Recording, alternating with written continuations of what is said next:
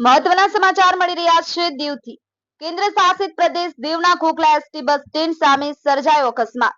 Eco car અને ST bus વચ્ચે સર્જાયો અકસ્માત। રોડનું કામ ઘણા સમયથી ચાલુ હોય જેથી એસટી બસ રોંગ સાઈડથી આવી રહી હતી। ઉનાથી દીવ એસટી બસ અને ઇકો કારમાં સવાર ડ્રાઈવરને ઈજા પહોંચી। અન્ય ઇકો કારમાં સવાર બે મુસાફરોને સામાન્ય ઈજા। ઇજાગ્રસ્ત ડ્રાઈવરને સારવાર અર્થે ઉના લઈ જવામાં આવ્યો। અકસ્માતને લઈને ટ્રાફિક જામ થયો। દીવ જવાના તમામ રોડ છેલ્લા 2 વર્ષથી એક સાથે તોડી પાડવામાં આવ્યા હોય અને જેથી અવારનવાર એકતરફી રોડમાં અકસ્માતો સર્જાય છે।